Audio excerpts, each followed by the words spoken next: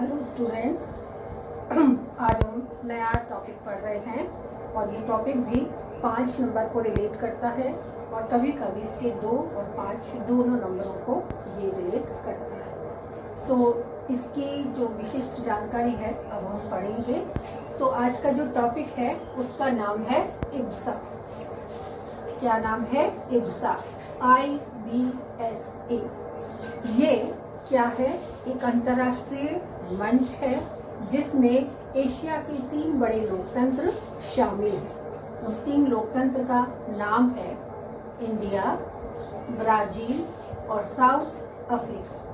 क्या नाम है? इंडिया, ब्राजील और साउथ अफ्रीका। तो I फॉर इंडिया है, B फॉर ब्राजील है और S साउथ अफ्रीका के नाम से जुड़ा है। और इससे मिलकर नया जो मंच बना है, एक अंतर्राष्ट्रीय मंच बना है, उसका नाम इब्सा पड़ा। तो इसकी शुरुआत कैसे हुई? तो इसकी शुरुआत बातों बातों में ही हो गई। किस रूप में हुई कि G8 ग्रुप का एक सम्मेलन चल रहा था एवियन में। एवाइन के अंदर एक सम्मेलन था जिसका नाम था ग्रुप 8। तो ग्रुप 8 के सम्मेलन में जो सम्मेलन के दौरान अतिरिक्त समय बचता है, तो उस अतिरिक्त समय में जो हमारे देश के प्रधानमंत्री थे, इंडिया के प्रधानमंत्री, ब्राजील के और साउथ अफ्रीका के जो प्रधानमंत्री थे, इन लोगों की एक ऐसे ही सामान्य बातचीत हुई और उस बातचीत के दौरान ही इस इब्सा की एक जो प्रारूप है वो पूर्ण रूप से तैयार हो गया और उसका ढांचा तैयार कर दिया गया। और उसी समय में जो ये समय था 6 जून 2003 का, और उसी समय में विदेश मंत्रियों की भी बैठक हुई। इन तीनों ही देशों के, इंडिया, ब्राजील और साउथ अफ्रीका के देशों के विदेश मंत्रियों की भी एक बैठक हुई जो ब्रासीलिया में हुई थी। 6 जून 2003 को विदेश मंत्रियों की बैठक ब्रासीलिया में हुई। और G8 ग्रुप का जो शिखर सम्मेलन चल रहा था उस समय 6 जून 2003 में एवाइन में प्रधानमंत्रियों की बैठक हुई और इस बैठक के दौरान ही इस इब्सा का जो रूप है, प्रारूप तैयार कर लिया गया और उसी से इसका नाम इब्सा पड़ा। और ये क्या करना चाहता था? ये विशेष रूप से जो अपनी कार्यवाही करना चाहता था उसको हम पहले बाद में पढ़ेंगे। अभी हम ये पढ़ लेते हैं कि किस प्रकार से इब्सा अस्तित्व में आया। इब्सा एक अनोखा मंच है जो 3 अलग अलग महाद्वीपों के 3 बड़े लोकतंत्रों के और वह 3 प्रमुख अर्थव्यवस्थाओं को एक मंच पर लाता है। विशेष ध्यान देने योग्य बात है कि अलग अलग महाद्वीप के हैं ये राष्ट्र, तीनों बड़े लोकतंत्र हैं और तीनों की जो अर्थव्यवस्था है वो काफी प्रमुख और सुदृढ़ अर्थव्यवस्थाओं में से एक है। तो इसे तीनों को एक मंच पर लेकर आता है जो समान चुनौतियों का सामना कर रहे हैं। ब्राजील, इंडिया और साउथ अफ्रीका तीनों ही ये समान चुनौतियों का सामना कर रहे हैं। ये तीनों ही राष्ट्र विकासशील राष्ट्र हैं, बहुलवादी हैं, बहुल सांस्कृतिक हैं, बहुल जातीय हैं और बहुल भाषाई एवं बहुधार्मिक राष्ट्र हैं। कौन कौन सी क्या क्या विशेषता है तीनों राष्ट्रों की? कि ये विकासशील हैं तीनों ही राष्ट्र, तीनों ही बहुलवादी राष्ट्र हैं, तीनों ही बहुल सांस्कृतिक राष्ट्र हैं, तीनों ही बहुल जातीय, बहुल भाषाई और बहुल धार्मिक राष्ट्र हैं। G8 ग्रुप का शिखर सम्मेलन के दौरान में जो अतिरिक्त समय था उसी में 6 जून 2003 को एवाइन में भारत के प्रधानमंत्री, तत्कालीन प्रधानमंत्री अटल बिहारी वाजपेयी थे। तो अटल बिहारी वाजपेयी तथा ब्राजील के व दक्षिणी अफ्रीका के राष्ट्रपतियों के बीच बातचीत में ही इब्सा की स्थापना पर पूर्ण विचार विमर्श कर लिया गया। इसी दौरान इन तीनों देशों के विदेश मंत्रियों की भी 6 जून 2003 में ब्रासीलिया में एक बैठक हुई और तब ही इस समूह को औपचारिक रूप दिया गया। इसका नाम इब्सा वार्ता मंच भी रखा गया और ब्रासीलिया में इसकी पूर्ण घोषणा जारी की गई। इब्सा में सहयोग के 3 मोर्चों पर जोर दिया गया और ये 3 मोर्चे क्या थे कि इब्सा पर 3 विशिष्ट मोर्चों पर ध्यान दिया गया और ये 3 विशिष्ट मोर्चे थे। नंबर 1, वैश्विक संस्थाओं में सुधार जैसे WTO क्या है? वर्ल्ड ट्रेड ऑर्गेनाइजेशन है, जिसका संबंध पूरे विश्व के व्यापारिक संस्थाओं से है। तो ये वर्ल्ड ट्रेड ऑर्गेनाइजेशन जो वैश्विक संस्था है, उसमें सुधार करने के लिए इब्सा का निर्माण किया गया। दूसरा मोर्चा था वैश्विक एवं राजनीतिक मुद्दों पर परामर्श व समन्वय। ऐसे बहुत सारे मुद्दे हैं जिनका संबंध पूरे विश्व से है, तो ऐसे वैश्विक मुद्दे और ऐसे राजनीतिक मुद्दों पे विचार विमर्श किया गया और उनमें आपस में तालमेल बिठाया गया, समन्वय स्थापित किया गया। समन्वय स्थापित करना भी इब्सा का एक प्रमुख कार्य या उद्देश्य रहा था।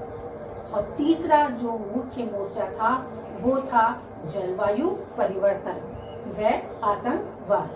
तो जलवायु परिवर्तन को हम लगातार महसूस कर रहे हैं। हमने पर्यावरण और उसकी समस्याओं के बारे में हमने पढ़ा था कि पर्यावरण समस्याएं क्या है। पर्यावरण में प्रदूषण जो है एक बहुत बड़ी जलवायु प्रदूषण के कारण जो जलवायु में लगातार परिवर्तन होता चला जा रहा है और उसी परिवर्तन को इस मोर्चे पर विशिष्ट ध्यान रखा गया।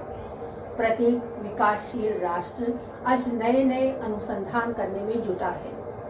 वो अनुसंधान न केवल भूमि पर, न केवल समुद्रों में और न केवल अंतरिक्ष में, यानी कि मोर्चा तीनों तरफ खुला है।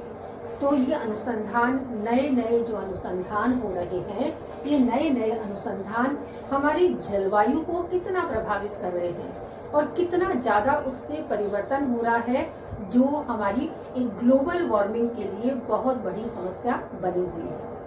हम लोग ध्यान दें कि पहले के ज़माने में 3 ही मुख्य ऋतु होती थी, सर्दी, गर्मी और बारिश।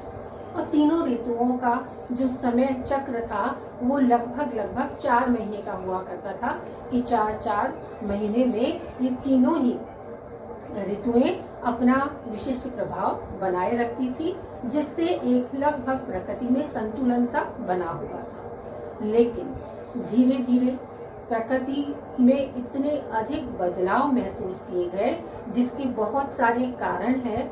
तो उन कारणों में ही जलवायु परिवर्तन होता है और इब्सा का यही एक मुख्य मोटिव रहा कि वो इस जलवायु परिवर्तन के क्षेत्र में भी बहुत कुछ कार्य करना चाहता है। उसके बाद था आतंकवाद, जिसे हम पढ़ चुके हैं कि किस रूप में आतंकवाद पूरे विश्व में एक प्रकार का भयावह वातावरण बनाने में सफल हुआ है और ये आतंकवाद कई रूप में रहा है।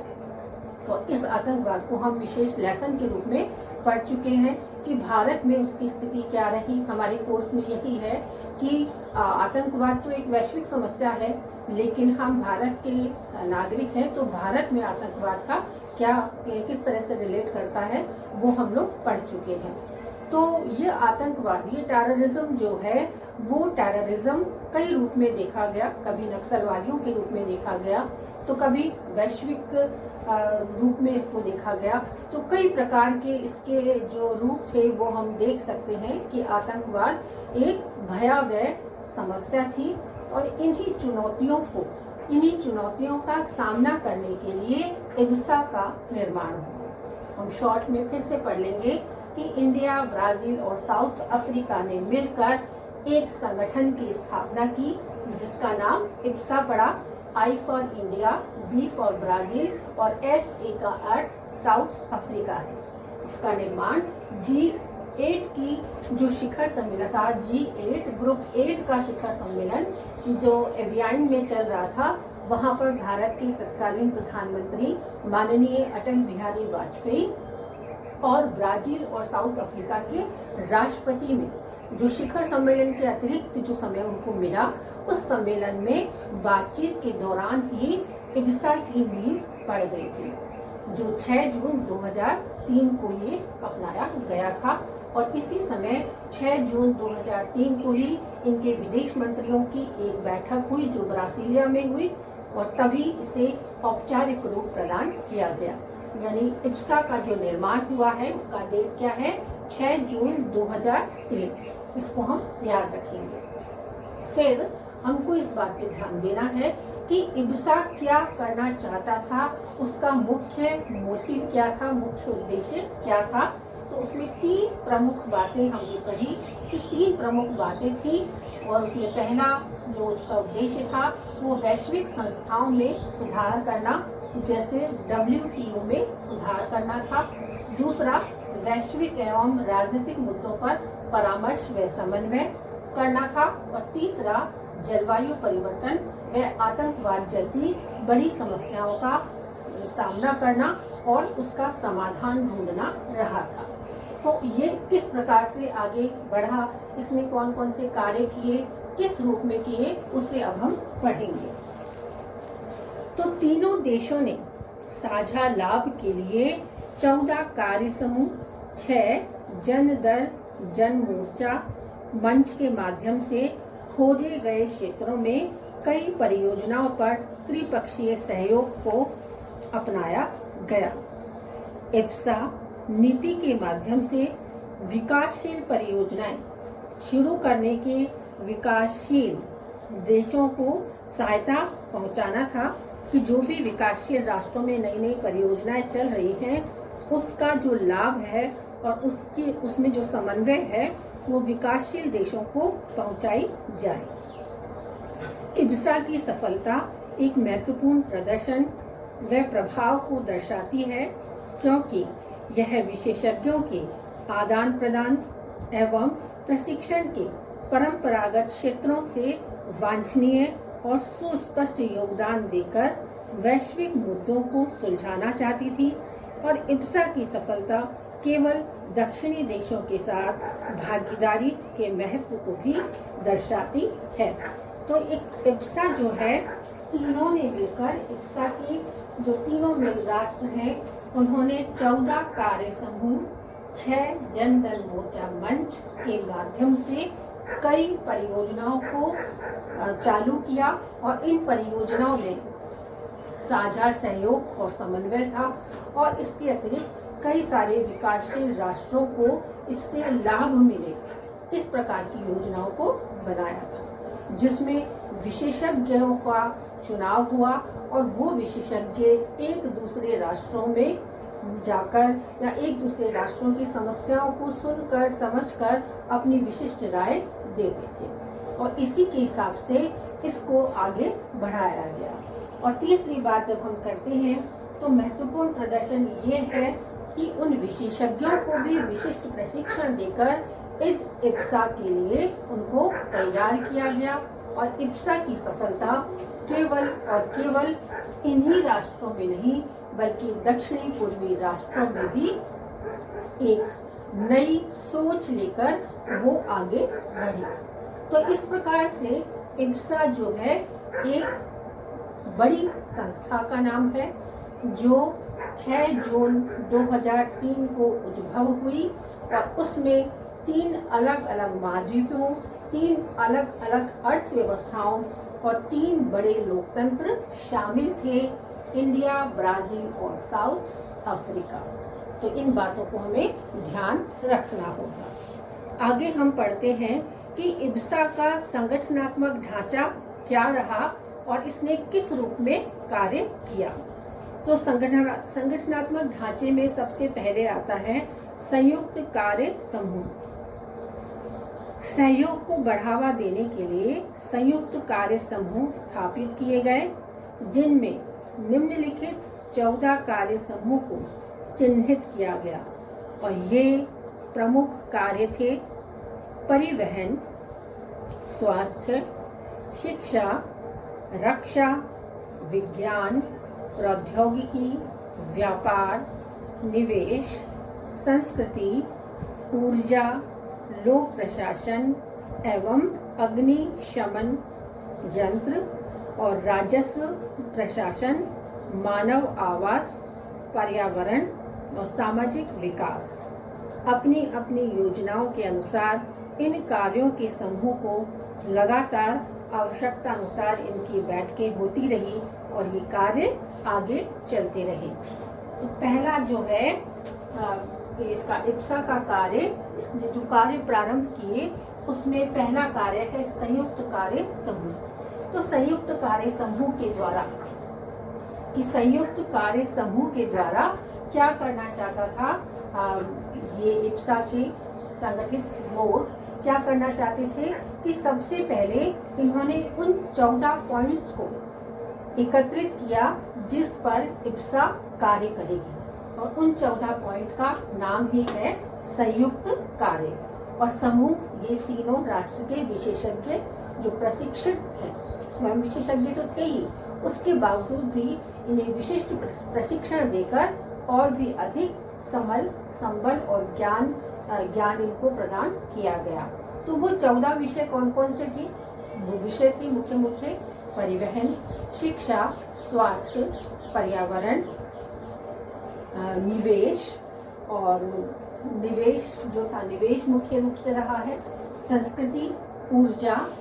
संस्कृति है, ऊर्जा है, लोक प्रशासन है, विज्ञान है, अग्निशमन है, राजस्व प्रशासन है, व्यापार है, प्रौद्योगिकी है, मानव आवास की बात करते हैं, और सामाजिक विकास और पर्यावरण समस्याओं को सुधारना ही इनके मुख्य संयुक्त कार्य रहे हैं। दूसरा पॉइंट है जन दर जन मंच। तो क्या नाम है? जन दर जन मंच। ये क्या है, इसे अब हम पढ़ेंगे कि इप्सा के 6 जन दर जन मंच हैं, और ये हैं संसदीय मंच, महिला मंच, शिक्षाविद मंच, स्थानीय अभिशासन मंच, व्यवसाय मंच और संपादकीय मंच। ये सभी मंच मिलकर त्रिराष्ट्र मंच भी हैं, और ये तीनों राष्ट्र के जो मंच हैं, विभिन्न मंच, उन्हें हम दोहराएंगे। कौन कौन से मंच हैं? संसदीय मंच नंबर 1 संसदीय मंच, दूसरा महिला मंच, तीसरा शिक्षाविद मंच, नंबर 4 स्थानीय अभिशासन मंच, नंबर 5 व्यवसाय मंच, और नंबर 6 संपादकीय मंच। तो इन 6 मंचों के माध्यम से ये जन दर जन मंच का आयोजन किया जाता था। तो जन का अर्थ जनता के लिए, दर का मतलब अधिक से अधिक जनता इसमें समन्वित हो, सम्मिलित हो। जन मंच की जनता का प्रभाव जनता पर ही पड़ना चाहिए, और इसीलिए इन्होंने सारी की सारी बातों को मिलाकर 6 मंच तैयार किए। वो 6 मंच का नाम हम लोग पढ़ चुके हैं: शिक्षाविद मंच, संपादकीय मंच, महिला मंच, सांस्कृतिक मंच, स्थानीय अभिशासन मंच, संसदीय मंच और व्यवसायिक मंच। तो इन 6 मंचों के माध्यम से जन दर जन मंच की स्थापना की गई, और ये सभी त्रिपक्षीय मंच के रूप में भी जाने जाते हैं। कि त्रिपक्षीय मंच यानी तीनों राष्ट्रों के विशेषज्ञ जो विशेष रूप से प्रशिक्षित थे, उनके द्वारा जन दर मंच की जो व्यवस्था थी उनका प्रारूप तैयार किया गया, और उसमें 6 ऐसे मुख्य लोगों को जोड़ा गया जो जनता में उपस्थित थे, और जो जनता की बातें, जनता किस प्रकार से उससे प्रभावित होती है, उन सब का ज्ञान इन्हें करवाते थे। अगला है फोकल पॉइंट। फोकल पॉइंट का अर्थ है इप्सा से संबंधित कामकाज देखने वाले विदेश कार्यालयों में वरिष्ठ अधिकार फोकल पॉइंट के रूप में कार्यरत हैं। ये संयुक्त MENR ये संयुक्त विदेश मंत्रालय को सहायता के साथ साथ कार्य करते थे। और भारत में इब्सा के फोकल पॉइंट स्टे अलोन बैठे वर्ष में भी एक बार फोकल पॉइंट के लिए होती थी, बैठकें इनकी फोकल पॉइंट के लिए होती थी तथा इनकी बैठकें त्रिपक्षीय आयोग के रूप में ही होती थी। तो फोकल पॉइंट जो है, फोकल पॉइंट एक वैज्ञानिक टर्म है और वो वैज्ञानिक टर्म क्या होती है कि जिस रूप में हम देखते हैं, एक मिरर में अपनी इमेज देखते हैं, जब हम इमेज को बिल्कुल कांच, मिरर का मतलब कांच को जब हम बिल्कुल अपने पास लेके आते हैं तो हम क्या लगते हैं, उसके बिल्कुल पास लगते हैं। लेकिन जैसे जैसे हम दूर जाते हैं तो कांच में अपना प्रतिबिंब भी हम दूरी की तरफ देखते हैं। तो जैसे जैसे हम दूर बढ़ते जाएंगे वैसे वैसे हमारा इमेज भी, हमारा प्रतिबिंब भी दूर होता चला जाएगा। तो इसी को फोकल पॉइंट के नाम से जाना जाता है। और इस फोकल पॉइंट में जो ऊपर जो 6 जन जनमंच की जो योजनाएं चालू की गई थी, जिन पर संयुक्त कार्य किया गया था, उन सब का जो फोकल था, मतलब उनका जो प्रतिबिंब हमको दिखाई दे रहा था, वो कितना कारगर हो रहा है, उसी रूप में प्रतिबिंबित होना था कि वो अपनी जो कार्य प्रणाली है जिसको वो हम आगे बढ़ा रहे हैं, वो उसके कितने करीब है, यानी हम मिरर के कितने करीब हैं, हमें सामने दिखाई दे रहा है, और कितने दूर हैं, वो फोकल पॉइंट से हमें दिखाई दे रहा है कि इन विशेष व्यवस्थाओं में तो हम काफी करीब हैं, लेकिन कुछ पॉइंट ऐसे हैं जिनसे अभी दूरी बनी हुई है। यानी क्लासिफिकेशन करने के लिए, वर्गीकृत करने के लिए, कार्य को आसान बनाने के लिए फोकल पॉइंट शुरू किया गया था। अगला पॉइंट है त्रिपक्षीय आयोग, कि त्रिपक्षीय आयोग किस प्रकार से कार्य करता था।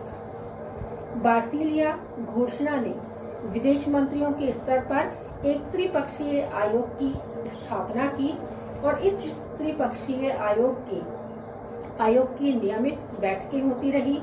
और त्रिपक्षीय आयोग की पहली बैठक 4-5 मार्च 2004 में नई दिल्ली में हुई थी और आयोग की 7वीं बैठक 8 मार्च 2011 को पुनः नई दिल्ली में ही संपन्न हुई थी।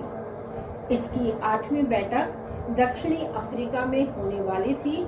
इसके अतिरिक्त इब्सा शिखर बैठकें न्यूयॉर्क UNGA में अतिरिक्त समय में विदेश मंत्रियों द्वारा नियमित रूप से होती रही है। कि हमें ज्ञात है कि जो इसकी बैठकें थी, त्रिपक्षीय आयोग की जो बैठकें थी, उस त्रिपक्षीय आयोग, ये ही तीनों, इंडिया, ब्राजील और साउथ अफ्रीका की जो राष्ट्र थे, ये और भी कई अन्य गुटों में, कई ग्रुप में शामिल हैं, कई संगठनों में शामिल हैं। जो वैश्विक सम्मेलन हैं उसमें ये शामिल हैं और इन्हीं वैश्विक सम्मेलनों में जब भी ये मिलते थे तब अतिरिक्त समय में अपनी इस इब्सा की बैठकों का भी चर्चा ये कर लेते थे और कार्यवाही पूर्ण कर लेते थे। तो त्रिपक्षीय आयोग मुख्य रूप से इसी प्रकार कार्य करता रहा। न सिर्फ राष्ट्राध्यक्ष बल्कि विदेश मंत्रियों की भी समय समय पर बैठक होती रही, जो आवश्यकता के अनुसार होती रही और त्रिपक्षीय आयोग द्वारा ही इब्सा की जो मुख्य पॉइंट थे उन्हें आगे बढ़ाया जा रहा था। अगला है शिखर बैठक, कि किस प्रकार से शिखर बैठकें सम्मिलित हुई, होती चली गई और इब्सा आगे बढ़ता चला गया। 18 अक्टूबर 2011 को प्रोटेहोरिया, यानी ये ब्राजील का एक जगह है, में संपन्न हुई, जिसमें ब्राजील की राष्ट्रपति सुश्री दिल्मा राउसेफ तथा दक्षिणी अफ्रीका के राष्ट्रपति जैकब जुमा तथा भारतीय प्रधानमंत्री डॉक्टर मनमोहन सिंह शामिल हुए। और इन बैठकों में तीनों राष्ट्रों की प्रगति के कार्यक्रम शामिल किए गए और पुराने कार्यों को प्रगति पर पुनः मंथन किया गया।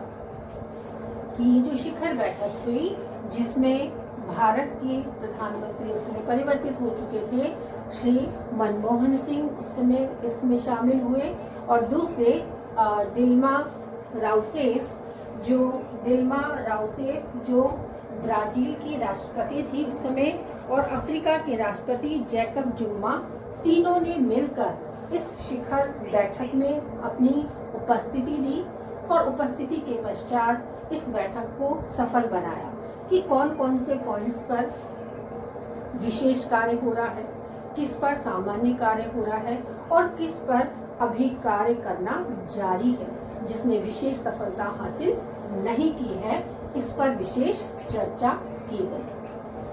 अगला है इब्सा निधि कि इब्सा निधि के द्वारा किस प्रकार से इसको आगे निर्मित किया गया, इसे अब हम पढ़ेंगे। इब्सा का निर्माण कार्य गरीबी और भुखमरी के उन्मूलन के लिए हुआ था, जिसके माध्यम से साथी विकासशील देशों में इब्सा निधि विकास योजनाओं को शामिल किया गया।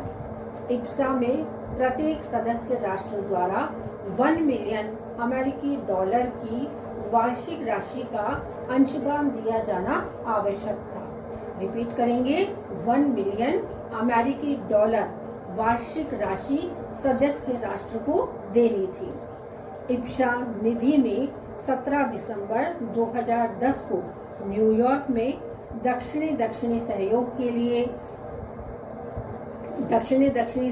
के लिए MDG पुरस्कार प्रारंभ किया गया, जिसमें विश्व के दूसरे भागों के विकास में जुड़े अनुभवों को भी स्थान दिया गया और नए नए प्रयोग करने की स्वीकृति भी प्रदान की गई।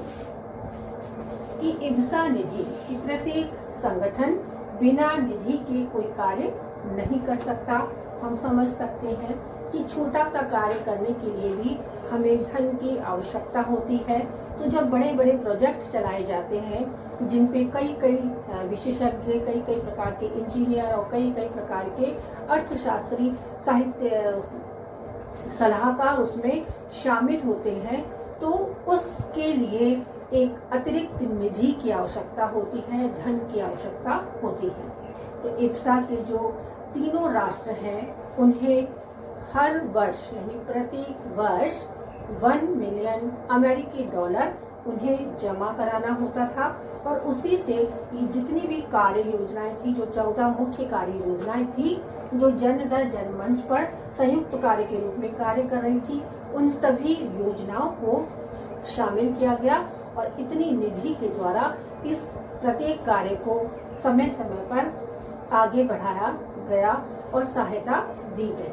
तो इस प्रकार से हम देख सकते हैं कि इब्सा ने कम समय में ही काफी अधिक कार्य कर लिया है और इससे विश्व अंतर्राष्ट्रीय रंगमंच पर इंडिया, ब्राजील और साउथ अमेरिका की एक विशिष्ट पहचान बनी है। विशिष्ट भूमिका में ये उभर कर सामने आए हैं।